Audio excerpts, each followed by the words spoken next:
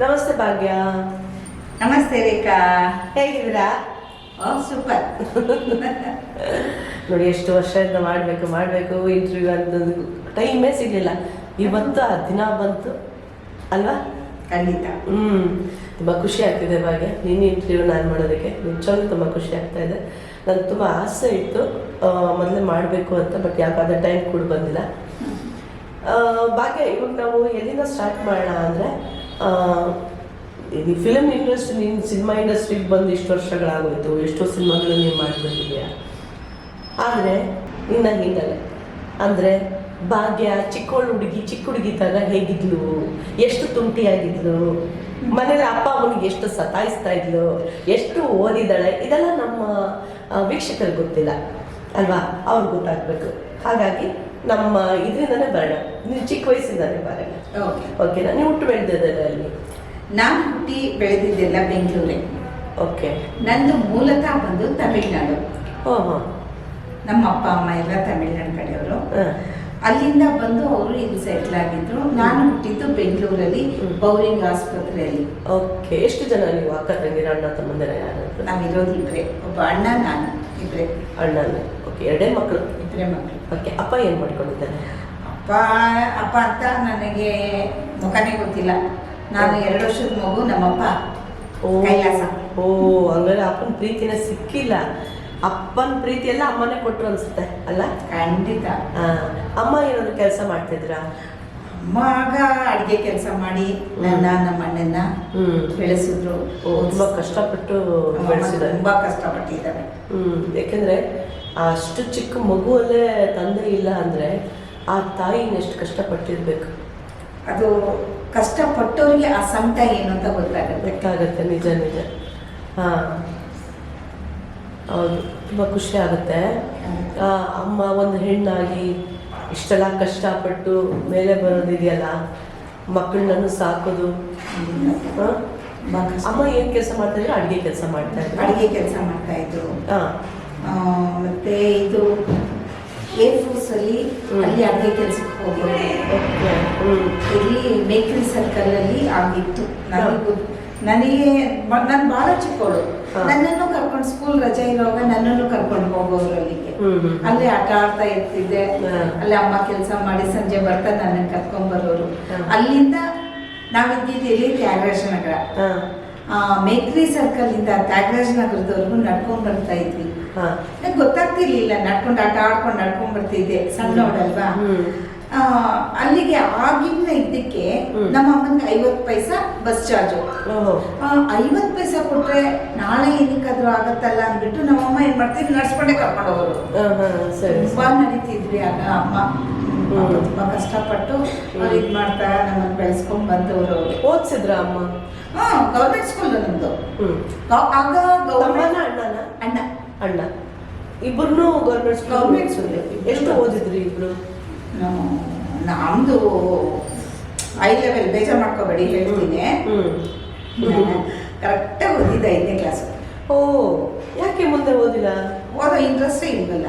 ಹಾಗೆ ಅಮ್ಮ ಓದ್ಸಕ್ ರೆಡಿ, ಆದ್ರೆ ನೀನು ಓದಕ್ ರೆಡಿ. ಅಣ್ಣ 10th ವರೆಗೂ ಓದಿದ. ಆಮೇಲೆ ಅವನಿಗೇನೋ ಓದೋ ಇಂಟ್ರೆಸ್ಟ್ ಇಲ್ಲಲ್ಲ. ಅದು ಆಮೇಲೆ ಬೇರೆ ವಿಷಯ. ಓಕೆ. ಹಾಗಾಯ್ತಾ? ಸರಿ, ನೀವಿಬ್ರು ದೊಡ್ಡವರಾದ್ಮೇಲೆ ಅವಾಗ ನಿಮ್ಗೆ ಗೊತ್ತಾಗಿರ್ಬೇಕಲ್ಲ. ಚಿಕ್ಕವರಿಂದಲೇ ಅಪ್ಪ ಎಲ್ಲಿಂದ ನಿಮ್ಗೆ ಅದು ಗೊತ್ತಿರಲಿಲ್ಲ. ಯಾಕಂದ್ರೆ ಅಮ್ಮನೇ ಎಲ್ಲ ಪ್ರೀತಿ ಕೊಟ್ಟು ಬಂದವರು, ಅಮ್ಮ ಸಾಕಿದವರು, ನಿಮ್ಗೆ ಅದು ಗೊತ್ತಾಗಿಲ್ಲ. ದೊಡ್ಡವರಾದಾಗ ನಿಮ್ಗೆ ಅಪ್ಪ ಇರ್ಬೇಕಾಗಿತ್ತು ಅಂತ ಯಾವತ್ತಾದ್ರೂ ಅನಿಸ್ತಾ?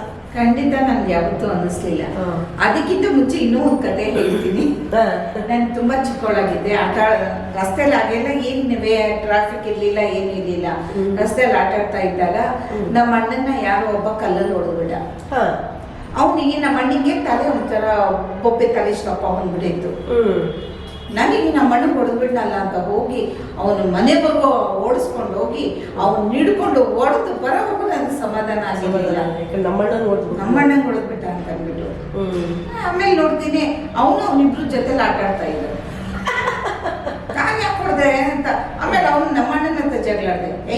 ನಾನು ಅವ್ನು ಹೊಡೆದು ಬಂದ್ರೆ ನೀನೇನಕ್ಕೆ ಅವನ ಜೊತೆ ಆಟ ಆಡ್ತಾ ಇದೀಯಾ ಅಂತ ಇವನ್ಗೂ ಹೊಡೆದೆ. ಹಂಗೆ ನನ್ನ ಸಿಕ್ಕಾಪಟ್ಟೆ ಚೇಷ್ಟೆ. ಆದ್ರೆ ನಮ್ಮಮ್ಮ ಕಣ್ಣು ಬಿಟ್ರೆ ಸಾಕು ಅಲ್ಲೇ ಹಿಂಗಾಗ್ಬಿಡ್ತಿದ್ದೆ. ಓಕೆ.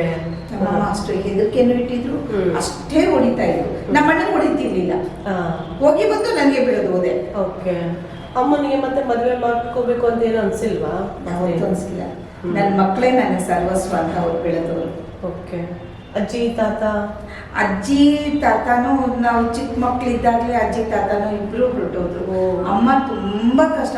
ಆವತ್ತಿನ ಜನ್ರೇಷನ್ನಲ್ಲಿ ನಮ್ಮ ಅಮ್ಮನ ಮದುವೆ ಮಾಡ್ಕೋಬೇಕು ಅಂತ ಅಂದ್ಬಿಟ್ಟು ಹರಿಕೋಡೆ ಫ್ಯಾಮಿಲಿ ಬಂದಿತ್ತಂತೆ ನಮ್ಮ ಅಜ್ಜಿ ಇದ್ದಾಗ.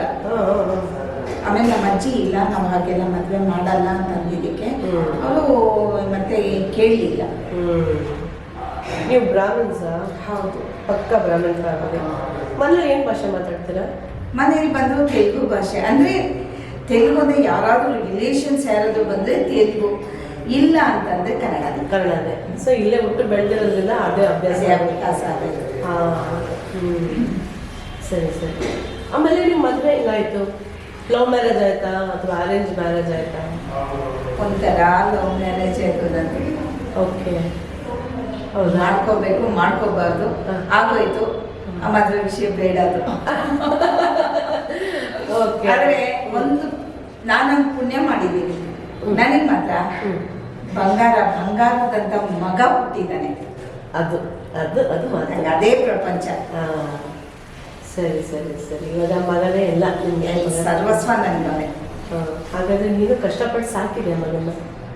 ನಾನು ಕಷ್ಟಪಟ್ಟಿರೋದು ಮೋಸ್ಟ್ ನಿಮಗೂ ಗೊತ್ತಿರಬೇಕು ಅನ್ಸುತ್ತೆ. ನನಗಂತೂ ಗೊತ್ತು, ನಮ್ಮ ವೀಕ್ಷಕರಿಗೆ ಗೊತ್ತಾಗ್ಬೇಕಲ್ಲ. ಅಂದರೆ ಒಂದು ನಟಿ ಎಷ್ಟು ಮುಂದೆಯಿಂದ ಎಷ್ಟು ಚೆನ್ನಾಗಿ ಕಾಣಿಸ್ತಾರೋ, ಅವರ ಹಿಂದೆ ಎಷ್ಟು ನೋವು ಇರುತ್ತೆ, ಯಾವ ರೀತಿ ಬರ್ತಾರೆ ಅಲ್ವಾ? ಎಲ್ರಿಗೂ ಗೊತ್ತಾಗಬೇಕು. ನಿಜನೇ. ನಾವು ಸಿನಿಮಾ ನಟಿರು ಅಂದ ತಕ್ಷಣನೇ ಎಲ್ಲರ ದೃಷ್ಟಿಯೂ ಕೆಟ್ಟದಾಗಿ ಕಾಣುತ್ತೆ. ಹೌದು.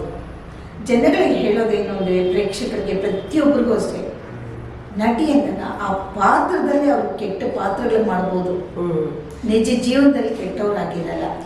ಅದನ್ನ ಮನ್ಸಿಗೆ ತಗೋಬೇಕು ಜನರು ಅಷ್ಟೇ. ಅದೇ ಅದೇ ನಿಜ ಅಲ್ಲ. ಮತ್ತೆ ಮಗ ಎಷ್ಟು ವರ್ಷ ಈಗ ಮಗನಿಗೆ? ಅವನಿಗೆ ಈಗ 39 ವರ್ಷ. ಅಂದ್ರೆ ಮದುವೆ ಆಗಿದೆ ಮಗನಿಗೆ? ಮದುವೆ ಆಗಿ ಸೊಸೆ ಬಂದಿದ್ದಾಳೆ, ಮೊಮ್ಮಗ ಇದ್ದಾನೆ.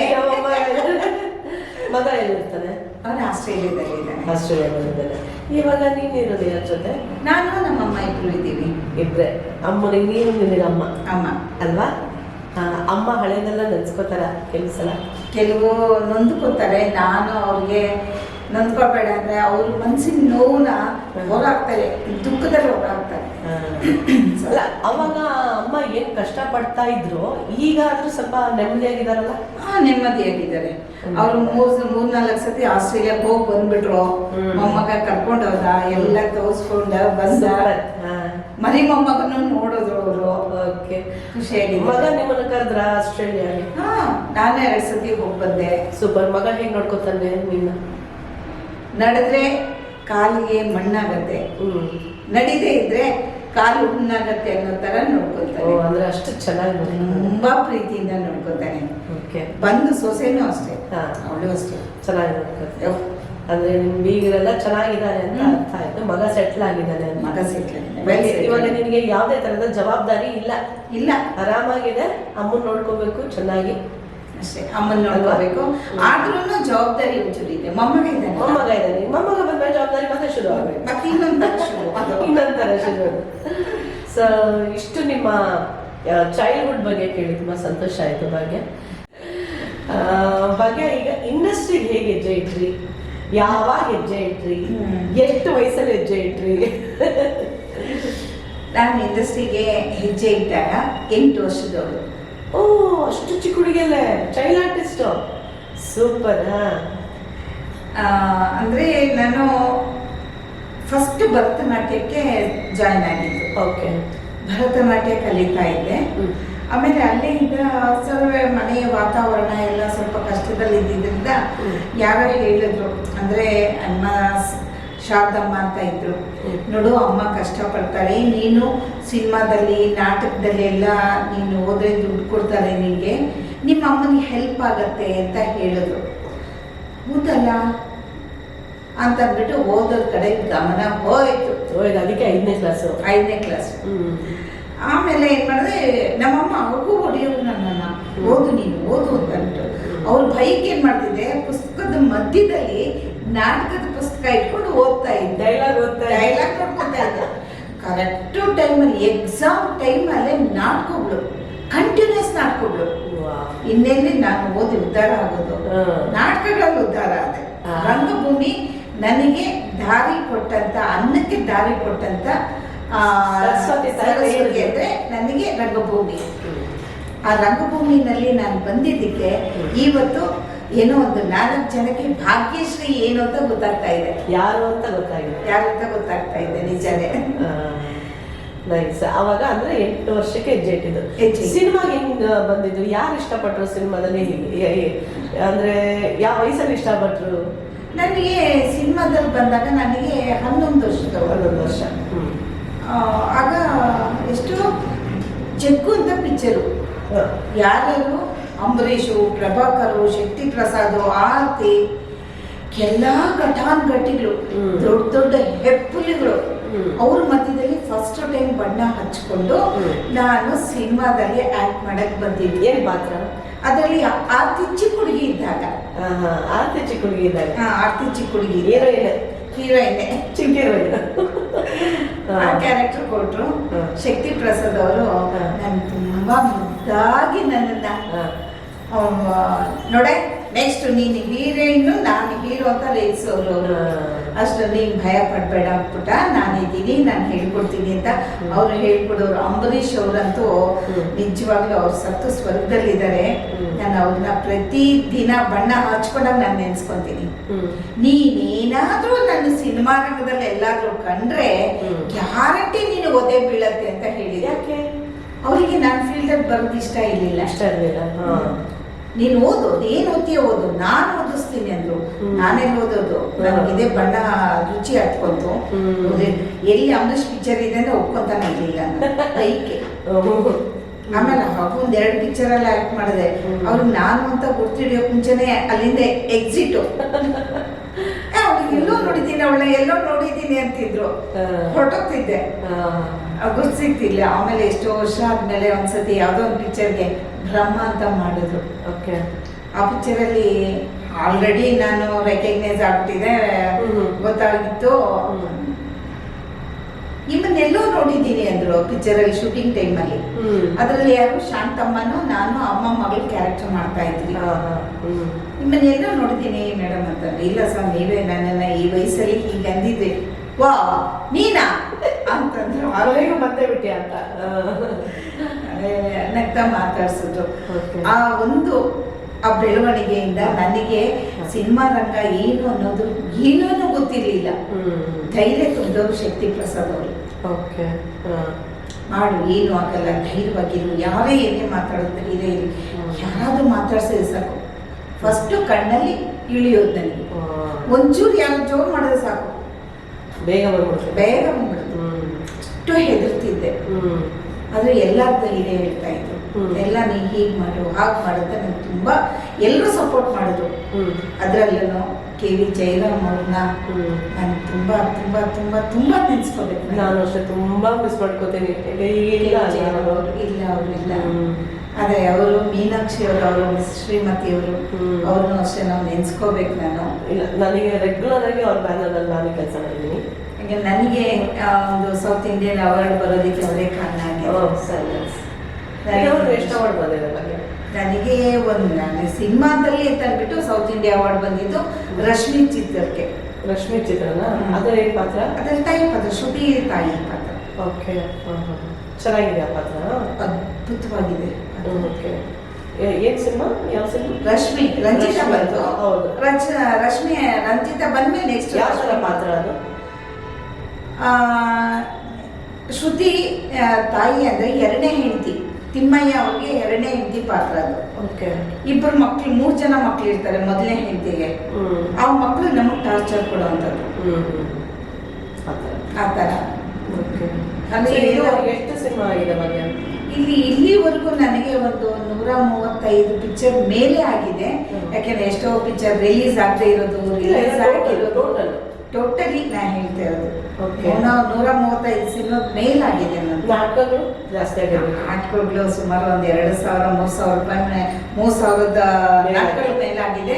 ಬಟ್ ರಿಪೀಟ್ ಶೋಸ್ ಎಲ್ಲ ಒಂದು 15-20 ಸಾವಿರ ಶೋಗಳಾಗಿದೆ. ಅದಾಗುತ್ತೆ. ನಾವು ಅದು ಒಂದು ಲೆಕ್ಕನೇ. ನಾವು ಸ್ಟೇಜ್ ಮೇಲೆ ಒಂದ್ಸಲ ನಿಂತೀವಿ ಅನ್ನೋ ಲೆಕ್ಕನೇ ಅದು ರಿಪೀಟ್ ಆಗಿ ಪರವಾಗಿಲ್ಲ, ಬಟ್ ಅದು ಲೆಕ್ಕ. ತುಂಬಾ ನಾಟಕಗಳು ಮಾಡಿದ್ದೇನೆ. ನಾಟಕ ಕಾಂಪಿಟೇಷನ್ 8 ವರ್ಷ ಶುರು ಮಾಡಿದೆ ಅಂತಂದ್ರೆ ಎಷ್ಟು ನಾನು ಇವಾಗಲೂ ನಾಟಕ ಮಾಡ್ತಾನೆ ಇದೆ. ಖಂಡಿತ. ಇವತ್ತು ಮೊನ್ನೆ ನಾನು ಫೋನ್ ಮಾಡಿದಾಗ ನೀನು ನಾಟಕ ವೇಷದಲ್ಲಿ ಇದ್ದೆ. ಯಾವ ನಾಟಕ ತುಂಬಾ ಇಷ್ಟ ನನಗೆ? ಇಷ್ಟು ನಾಟಕಗಳು ಮಾಡಿದೆಯಲ್ಲ, ಯಾವ ನಾಟಕ ನಿಮ್ಗೆ ತುಂಬಾ ಇಷ್ಟ ಅಂದರೆ? ನಾನು ತುಂಬಾ ಇಷ್ಟಪಟ್ಟಿದ್ದ ನಾಟಕ ಮೌನ ಕೋಗಿಲೆ. ಮೌನ ಕೋಗಿಲೆ ಏನದು? ಅದು ಜಾನಪದ ನಾಟಕ. ಅದರಲ್ಲಿ ಒಂದು ಈ ವೇಶ್ಯೆಯ ಪಾತ್ರದಲ್ಲಿ ಮಾಡುವಂತ ಕ್ಯಾರೆಕ್ಟ್ರು, ಆ ವೇಶ್ಯೆಗೆ ಒಂದು ಮಗಳಿರ್ತಾಳೆ. ಆ ಮಗಳ ಪಾತ್ರ ನಾನು ಮಾಡಿದೆ. ಆ ಮಗಳನ್ನ ತಾಯಿ ವೇಶ್ಯೆಗೆ ಬಿಡಬಾರ್ದು ಅಂತ ಅಂದ್ಬಿಟ್ಟು ಫುಲ್ಲು ಕಂಟ್ರೋಲ್ ಮಾಡ್ತಿರ್ತಾಳೆ. ಆದ್ರೂ ಅವಳನ್ನ ವೇಶ್ಯೆ ಮಾಡೋಕೆ ಊರಿನ ಜನ ಎಲ್ಲ ಸೇರ್ತಾರೆ. ಆದ್ರೆ ಅವಳು ವೇಶ್ಯೆ ಆಗಲ್ಲ. ಒಬ್ಬ ಸ್ವಾಮೀಜಿ ಮದುವೆ ಆಗ್ತಾಳೆ ಆ ಪಾತ್ರ. ಓಕೆ, ದೇವದಾಸಿತನೇ. ಬಟ್ ತುಂಬಾ ಚೆನ್ನಾಗಿದೆ. ಇವಾಗ 100 ಎಷ್ಟು ಸಿನಿಮಾ ಅಂತಂದ್ರೆ 135 ಸಿನಿಮಾದಲ್ಲಿ ಯಾವ ಪಾತ್ರ ತುಂಬಾ ಇಷ್ಟ ಆಗಿದೆ? ಯಾವ ಸಿನಿಮಾದಲ್ಲಿ? ಯಾವ್ದು ಅಂತ ಹೇಳಕ್ಕಾಗಲ್ಲ. ಆಲ್ಮೋಸ್ಟ್ ನಾನು ಖುಷಿಯಾಗಿ ಮಾಡಿರ್ಬೋದು. ನಮ್ಗೆ ಯಾವ್ದೋ ಒಂದು ಪಾತ್ರ ಮಾಡೋದು ಹಬ್ಬ, ಸೊ ಈಗ ಸ್ಯಾಟಿಸ್ಫ್ಯಾಕ್ಷನ್ ಆಯಿತು ಅನ್ನಂಗೆ ಇರುತ್ತಲ್ಲ. ಕಲಾವಿದರಿಗೆ ಸ್ಯಾಟಿಸ್ಫ್ಯಾಕ್ಷನ್ ಯಾವತ್ತೂ ಆಗಲ್ಲ. ಬಟ್ ಇಷ್ಟು ಕ್ಯಾರೆಕ್ಟರ್ಗಳು ನಾವು ಮಾಡ್ತೀವಲ್ಲ, ತಾಯಿ ಪಾತ್ರ ಮಾಡ್ತೀವಿ, ಅತ್ತಿಗೆ ಮಾಡ್ತೀವಿ, ಕಾಮಿಡಿ ಮಾಡ್ತೀವಿ, ವಿಲನ್ ಮಾಡ್ತೀವಿ, ಯಾವುದೋ ಒಂದು ಓಕೆ ಅಂತ ಅನಿಸುತ್ತಲ್ಲ, ಆ ಥರ ಯಾವುದಾದ್ರು? ನನಗೆ ಇನ್ನೂ ಆ ಥರ ಕ್ಯಾರೆಕ್ಟರ್ಗಳು ಯಾವುದೋ ಸಿಕ್ಕಿಲ್ಲ. ಆ ಥರ ಸಿಕ್ಕಿಲ್ಲ. ಬಟ್ ಎಲ್ಲನೂ ಓಕೆ ಅನ್ಸುತ್ತೆ. ಜನ ನೋಡಿದ್ರೆ ಗುರ್ತು ಹಿಡಿತಾರೆ. ಆ ಥರ ಪಾತ್ರಗಳು ಸಿಕ್ಕಿದೆ. ನನ್ನ ಮನಸ್ಸಿಗೆ ಸ್ಯಾಟಿಸ್ಫ್ಯಾಕ್ಷನ್ ಅಂತ ಇಲ್ಲ. ಅದನ್ನ ಕೇಳ್ತಾರೆ. ಆ ಥರ ಸಮಾಧಾನ ಪಾತ್ರ ಇವತ್ತೂ ಸಿಗಲಿಲ್ಲ. ಯಾವ ಥರ ಪಾತ್ರ ಮಾಡೋಕ್ಕೆ ಇಷ್ಟ ಮಗ? ನನಗೆ ಪ್ಯಾತು ಮಾಡೋದು ತುಂಬ ಇಷ್ಟಪಡ್ತೀನಿ. ಕಲ್ಪನಾ ಥರನ, ಆರ್ತಿ ಥರನ, ಲಕ್ಷ್ಮಿ ಥರನ? ಕಲ್ಪನಾ, ಲಕ್ಷ್ಮಿ ಥರ. ಆ ಥರ ಸೆಂಟಿಮೆಂಟ್ ಪಾತ್ರ. ಒಂದು ಮಾತು ಕೇಳಲ್ಲ ಭಾಗ್ಯ, ನೀನು ನನ್ನ ಫ್ರೆಂಡು, ನಾನು ನಿನ್ನ ಫ್ರೆಂಡ್, ನೀನು ಕಾಮಿಡಿ ಆರ್ಟಿಸ್ಟು, ನಾನು ಕಾಮಿಡಿ ಆರ್ಟಿಸ್ಟು, ನಾವು ಎಲ್ಲ ಥರದ ಕ್ಯಾರೆಕ್ಟರ್ಗಳು ನಾವು ಮಾಡ್ತೀವಿ. ಖಂಡಿತ. ಆದರೆ ಒಂದು ಕಾಮಿಡಿ ಆರ್ಟಿಸ್ಟ್ಗೆ ಯಾಕೆ ಯಾವಾಗಲೂ ಸೆಂಟಿಮೆಂಟ್ ಪಾತ್ರ ಮಾಡೋಕ್ಕೆ ಇಷ್ಟ ಆಗುತ್ತೆ? ಯಾಕೆಂದರೆ ನಾವು ಅದರಲ್ಲಿ ಮುಳುಗಿರ್ತೀವಿ ನಿಜ ಜೀವನದಲ್ಲಿ ಅಲ್ವಾ? ಆ ಪಾತ್ರ ಮಾಡಿದ್ರೆ ಅದಕ್ಕೆ ಇನ್ನೊಂದಷ್ಟು ಭಾವನೆಗಳು ನಾವು ತಗೋಬಹುದು, ಮಾಡಬಹುದು ಅನ್ನೋದು ಒಂದು ಇರುತ್ತೆ. ಕಾಮಿಡಿನಲ್ಲಿ ಆಲ್ಮೋಸ್ಟ್ ಎಲ್ಲರೂ ಮಾಡ್ತಾರೆ. ಈಗ ಉಮೇಶ್ ಅಣ್ಣನೂ ಅಷ್ಟೇ ಕಾಮಿಡಿ ಪಾತ್ರ ಎಷ್ಟು ಬೇಕಾದ್ರೂ ಮಾಡ್ತಾರೆ. ಅದು ಒಂದು ಪ್ಯಾಥೋ ಕೊಟ್ಟಾಗ ಅವ್ರನ್ನ ಜನ ನೋಡೋದು ಪ್ಯಾಥೋನಲ್ಲೇ, ಇದು ಕಾಮಿಡಿನಲ್ಲೇ ನೋಡ್ತಾರೆ ವಿನಃ ಪ್ಯಾಥೋನಲ್ಲಿ ನೋಡೋಕೆ ಅವರು ಆತ್ಮಸಾಕ್ಷಿಯಾಗಿ ಅವರು ಹೃದಯಪೂರ್ವಕವಾಗಿ ಅಭಿನಯ ಮಾಡಿದ್ರು ಜನ ದೃಷ್ಟಿಗೆ ಕಾಮಿಡಿ ಆಗಿಬಿಡುತ್ತೆ. ಅವ್ರಿಗೆ ಸ್ಯಾಟಿಸ್ಫ್ಯಾಕ್ಷನ್ ಸಿಗಲ್ಲ. ನಮ್ಮಗಳಿಗೆ ಅದೊಂದೇ ಇರೋದು. ನಾವು ಎಷ್ಟೇ ಕಾಮಿಡಿ ಮಾಡ್ತಾ ಇದ್ರು ನಮ್ಗೆಲ್ಲೋ ಒಂದ್ ಕಡೆ ಒಂದು ಪ್ಯಾಥೋ ಸೀನ್ ಕೊಡಬಾರ್ದ, ಆ ಕ್ಯಾರೆಕ್ಟರ್ ನಾವು ಮಾಡ್ತಾ ಇದ್ವಲ್ಲ, ನೋಡ್ಬಿಟ್ಟು ಅವ್ರು ಚೆನ್ನಾಗಿ ಮಾಡಿಲ್ಲ ಅದನ್ನ ಕೊಡಬಾರ್ದಾಗಿತ್ತ ಅನ್ಸತ್ತಲ್ವಾ? ಸಿನಿಮಾ ಇಂಡಸ್ಟ್ರಿಯಲ್ಲಿ ಎಷ್ಟು ಜನನ ನೋಡಿದಿರಲ್ವಾ? ಹೀರೋಸ್ ಆಗಿರ್ಬೋದು, ಹೀರೋಯಿನ್ಸ್ ಆಗಿರ್ಬೋದು, ಕ್ಯಾರೆಕ್ಟರ್ ಆರ್ಟಿಸ್ಟ್ಗಳು, ಸಪೋರ್ಟಿಂಗ್ ಕ್ಯಾರೆಕ್ಟರ್ಸ್ ಆಗಿರ್ಬೋದು, ಯಾರ ಜೊತೆ ಆ್ಯಕ್ಟ್ ಮಾಡಿದಕ್ಕೆ ಸಮಾಧಾನ ಆಗಿದೆ, ಯಾರ ಜೊತೆ ತುಂಬ ಇಷ್ಟ ಆಗಿದೆ, ನಾನು ಇವ್ರ ಜೊತೆ ಮಾಡಬೇಕು ಅಂತ ಒಂದು ಆಸೆ ಇತ್ತು, ಇವ್ರ ಜೊತೆ ನಾನು ನಟಿಸಿದಕ್ಕೆ ನನಗೆ ಸಮಾಧಾನ ಆಯಿತು, ಆ ಥರ ಯಾರಾದ್ರೂ ಆ್ಯಕ್ಟರ್ ಇದ್ದಾರಾ? ನಾನು ತುಂಬ ಮಿಸ್ ಮಾಡ್ತೀನಿ. ರಾಜ್ಕುಮಾರ್ ಅವರು, ವಿಷ್ಣುವರ್ಧನ್ ಅವ್ರ ಜೊತೆಲಿ ಆ್ಯಕ್ಟ್ ಮಾಡಿಲ್ಲ. ಅವ್ರ ಜೊತೆ ಮಾಡಬೇಕು ಅಂತ ತುಂಬ ಪ್ರಯತ್ನ ಆಯಿತು. ಬಟ್ ವಿಷ್ಣುವರ್ಧನ್ ಅವರು ಚಿಕ್ಕ ಹುಡುಗ ಇದ್ದಿದ್ದ ಪಾತ್ರ ಮಾಡಿದ್ದೇನೆ, ಅವ್ರ ತಾಯಿ ಪಾತ್ರ ಮಾಡಿದ್ದೀನಿ. ಅವರು ದೊಡ್ಡವರಾದ್ಮೇಲೆ ಅವ್ರ ಕಾಂಬಿನೇಷನ್ ಅಲ್ಲಿ ಮಾಡಿಲ್ಲ. ಅದೇ ತರ ರಾಜ್ಕುಮಾರ್ ಅವರು ಆಕಸ್ಮಿಕದಲ್ಲಿ ಕಲಿಸಿದ್ರು. ಎಲ್ಲ ನಾವು ನೋಡು ಆರ್ಟಿಸ್ಟ್ ಎಲ್ಲ ನೋಡು, ಡೈಲಾಗ್ಸ್ ಎಲ್ಲ ರಾಜ್ಕುಮಾರ್ ಅವರೇ ಹೇಳಿದ್ರು, ಇಲ್ಲ ಪುಟ್ಟ ಹುಡುಗಿ ಆದಂಗೆ ಆಗ್ತಾಳೆ, ಮಾಡೋಕ್ಕಾಗಲ್ಲ ಅಂತ ಅಂದ್ಬಿಟ್ರು. ಕ್ಯಾರೆಕ್ಟರ್ ಬೇಡ ಅಂತ ಅಂದ್ಬಿಟ್ರು. ಏನಿದೆ ಅದೆಲ್ಲ ಇಲ್ಲಾಂದ್ರೆ ಅವ್ರಿಬ್ಬರ ಜೊತೆ ಮಾಡಕ್ ಆಸೆ ತುಂಬಾನೇ ನನಗೆ. Okay. ಇನ್ನ ಪ್ರಭಾಕರ್ ಅಂಬರೀಷು ಇದುವರೆಗೂ ಎಷ್ಟು ಜನಗಳ ಜೊತೆ ನೀವು ಪಾತ್ರ ಮಾಡಿದ್ದಾರೆ, ಯಾರು ನಿಮ್ಗೆ ತುಂಬಾ ಒಳ್ಳೆ ಆರ್ಟಿಸ್ಟ್ ಅನ್ಸಿದ್ದು? ಬಾಲಕೃಷ್ಣ ಬಾಲಣ್ಣ. ಅವ್ರ ಬಗ್ಗೆ ಏನಾದ್ರು ಒಂದೆರಡು ಮಾತು ಅವ್ರ ಬಗ್ಗೆ ಹೇಳಬೇಕಂದ್ರೆ, ಇವತ್ತಿನ ದಿನ ಎಲ್ರಿಗೂ ಕಿವಿ ಕೇಳತ್ತೆ, ಎಲ್ಲಾನು ಕೇಳಿಸ್ಕೊತಾರೆ, ಎಲ್ಲಾನು ಮಾತಾಡ್ತಾರೆ. ಅವ್ರಿಗೆ ಏನು ಗೊತ್ತಿಲ್ದಿದ್ರು ನಮ್ಮ ಲಿಪ್ ನೋಡಿ ಅವ್ರು ಆಕ್ಟ್ ಮಾಡ್ತಾರಲ್ಲ, ಅವರು ನಮಗ್ ಸಪೋರ್ಟ್ ಮಾಡ್ತಾರಲ್ಲ, ಹೀಗ್ ಮಾಡು ಹಾಗೆ ಮಾಡು ಅಂತ ಹೇಳ್ತಾರಲ್ಲ, ಅದು ನಿಜವಾಗ್ಲೂ ನಾವ್ ಎಷ್ಟೋ ಜನ್ಮದ ಪುಣ್ಯ ಮಾಡಿದೀವಿ ಅನ್ಸತ್ತೆ ನನಗೆ. ಅವ್ರ ಜೊತೆ ಯಾವ್ದಾದ್ರು ಸಿನಿಮಾ ಮಾಡಿದೀನಿ. ಅದು ಕಲಿಯುಗ ಸೀತೆ. ನಾನು ಒಂದೇ ಒಂದು ಸಿನಿಮಾ ಮಾಡಿದೆ ಅವ್ರ ಜೊತೆ, ಹಳ್ಳಿರಮ್ಮೆ ಬೆಳಿಗ್ಗೆ ಒಂದೇ ಸಿನಿಮಾ ಮಾಡಿರೋದು. ಬಟ್ ಎಕ್ಸ್ಪೀರಿಯನ್ಸ್ ತುಂಬಾ ಚೆನ್ನಾಗಿತ್ತು. ನಾವೆಲ್ಲ ನೋಡೋದು, ಅವ್ರು ಶೂಟಿಂಗ್ ಆದಾಗ ಎಲ್ಲರೂ ಒಳಗೆ ಕ್ಯಾಮ್ರಾ ಪಕ್ಕದಲ್ಲಿ ನಿಂತ್ಕೊಳ್ಳೋದು, ಹೆಂಗ್ ಮಾಡ್ತಾರೆ ಆಕ್ಟಿವ್, ಅವ್ರು ಕಿವಿನೇ ಕೇಳ್ಸಲ್ಲ, ಹೆಂಗ್ ಮಾಡ್ತಾರೆ. ಹೌದು, ಅದೇ ಒಂದು ಕ್ಯೂರಿಯಾಸಿಟಿ ನಮ್ಮೆಲ್ಲ. ಸೊ ಅವ್ರು ಆಕ್ಟ್ ಮಾಡ್ತಾ ಇದ್ದಾಗ ನೋಡೋದು ಹಿಂಗೆ ಅವ್ರು ಏನ್ ಮಾಡ್ತಾರೆ ಗೊತ್ತಾ, ಹಿಂಗ್ ಇಟ್ಕೊಳ್ಳೋದು ಜಾಸ್ತಿ, ಹಿಂಗೆ ಇಟ್ಕೊಳ್ಳೋದು. ಅವ್ರು ಏನ್ ಮಾತಾಡ್ತಾರೆ, ಎಲ್ಲಿ ಲಿಪ್ ಹಿಂಗ್ ಕ್ಲೋಸ್ ಆಗುತ್ತಾ ಅಲ್ಲಿ ಅವ್ರು ತಗೋತಾರೆ, ತಕ್ಷಣ ತಗೊಳ್ಳೋರು. ಇಷ್ಟು ಅದೊಂದು ಟ್ಯಾಲೆಂಟ್ ಇತ್ತು ಅವ್ರಿಗೆ. ಅದು ಭಗವಂತ ಕೊಟ್ಟಿದ್ದ ಟ್ಯಾಲೆಂಟ್ ಅವ್ರಿಗೆ. ಅವ್ರದ್ದು ಕಿವಿದ ಬಾಕ್ಸ್ ನೋಡಿದೀನಿ, ಯಾವಾಗಲೂ ಜೊತೆಗೆ ಇಟ್ಕೊಳ್ಳೋರು. ಒಂದು ಬಾಕ್ಸ್ ಇತ್ತು, ಕೇಳಿಸ್ಕೊಳ್ಳೋ ಮಿಷಿನ್ ಇರುತ್ತಲ್ಲ, ಅವಾಗೆಲ್ಲ ಆ ಥರ ಇತ್ತು. ಅವಾಗ ಒಬ್ಬರೇ ಕುತ್ಕೋಬೇಕಾದಾಗೆಲ್ಲ ಇಟ್ಕೊತಾ ಇದ್ರು ಅವರು. ಬಟ್ ನನ್ನ ಜೊತೆಲಿ ಅವ್ರ ಜೊತೆ ನಾನು ಆಕ್ಟ್ ಮಾಡ್ತಿದ್ದಾಗ ಅವ್ರ ಹತ್ರ ಬಾಕ್ಸ್ ಏನು ಇಟ್ಕೊಂತ ಇಲ್ಲಿ. ನಾವು ನೋಡಿದಾಗ ಬಾಕ್ಸ್ ಇತ್ತು, ಒಂದು ಬಾಕ್ಸ್. ಓಕೆ. ಅದೇನೋ ಅದಕ್ಕೆ ಮಿಷಿನ್ ಬಾಕ್ಸ್ ಏನೋ ಗೊತ್ತಿಲ್ಲ ನನಗೆ. ಇಟ್ಕೊಳ್ಳೋರು. ಆಮೇಲೆ ವಯಸ್ಸಾಗ್ತಾ ಕಿವಿ ಜಾಸ್ತಿ ಕೇಳಿಸಲ್ಲ, ಆ ಟೈಮಲ್ಲಿ ಬಾಕ್ಸ್ ಇಟ್ಕೊಳ್ಳೋರು. ಅವ್ರು ಏನ್ ಮಾಡೋರು, ಹಿಂಗ್ ನೋಡೋರು, ನಾವ್ ಆಕ್ಟ್ ಮಾಡ್ತಿದ್ವಿ, ನಾವು ಹಿಂಗ್ ತಿಳ್ಕೊಂಡು ಹೀಗ್ ಅನ್ಕೊಂಡು ಮಾಡ್ತಿದ್ವಲ್ಲ, ಹಾಗೆ ಮಾಡೋವಾಗ ನಮ್ಮನ್ನ ಅಬ್ಸರ್ವ್ ಮಾಡೋರು ಅವರು. ಎಲ್ಲಿ ಇವಳು ಕೈಯಲ್ಲಿ ಇದ್ ಮಾಡೋ ಆಕ್ಟ್ ಮಾಡ್ತಾಳೆ, ಇವಳು ಇದ್ ಮಾಡ್ತಾಳಲ್ವಾ, ಆ ಇದ್ರಲ್ಲಿ ಏನ್ ಮಾಡೋಳು ಅಂದ್ರೆ ಇವಳು ಹೇಗ್ ಮಾಡ್ತಾಳೆ ಏನು ಅಂತ ಅಂದ್ಬಿಟ್ಟು ನಮ್ಮ ಆಕ್ಷನ್, ನಮ್ಮ ಕೈ ಮೂವ್ಮೆಂಟ್ಸು ಅದನ್ನ ಅಬ್ಸರ್ವ್ ಮಾಡೋರು. ಹೌದು, ಬಟ್ ಅದು ಏನು ಬಾಕ್ಸ್ ಅಂತ ನನಗೆ ಗೊತ್ತಿಲ್ಲ. ಯಾವಾಗ ಅವ್ರ ಜೊತೆ ಇರೋದು ಒಂದು ಬಾಕ್ಸ್, ಯಾರನ್ನ ಕೇಳಕ್ಕೆ ಹಂಗಂದ್ರು, ಇಲ್ಲ ಅದು ಅವ್ರದ್ದು ಇಯರಿಂಗ್ ಬಾಕ್ಸ್ ಇರ್ಬೋದು ಅಂತ ಮಾತಾಡೋದು ಗೊತ್ತಿಲ್ಲ ನನಗೆ, ನಾಟ್ ಶೋರ್ ನನಗೆ ಅದ್ರ ಬಗ್ಗೆ.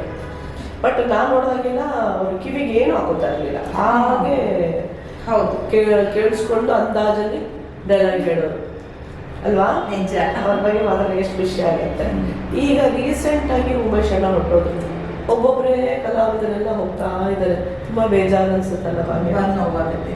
ನಾನು ಉಮೇಶ್ ಅಣ್ಣನ ಜೊತೆಲಿ ನಾಟಕದಲ್ಲೂ ಅಭಿನಯ ಮಾಡಿದ್ದೀನಿ, ಅವ್ರ ಜೊತೆಲಿ ಸಿನಿಮಾದಲ್ಲೂ ಒಂದು 7-8 ಸಿನಿಮಾದಲ್ಲೂ ಆಕ್ಟ್ ಮಾಡಿದ್ದೀನಿ ಅವ್ರ ಜೊತೆಲಿ. ಗಂಡ ಹೆಂಡತಿ ಪಾತ್ರನೇ ಮಾಡ್ತಾ ಇದ್ದೀನಿ ನಾನು. ಅವರು ಅದೊಂದು ನೆನಪುಳಿತ್ತಲ್ಲ. ಖಂಡಿತ. ನಾವು ನಮ್ಮ ಕೊನೆ ಉಸಿರೋರ್ಗು ಆ ನೆನಪಿದ್ದೆ. ಆಮೇಲೆ ನಾವು ಲಾಸ್ಟ್ ಒಟ್ಟಿಗೆ ಹೋಗಿದ್ವಿ ಅವ್ರನ್ನ ನೋಡೋಕೆ, ನಾವಿಬ್ರು ಹೋಗಿ ನೋಡ್ಕೊಂಡ್ ಬಂದ್ವಿ.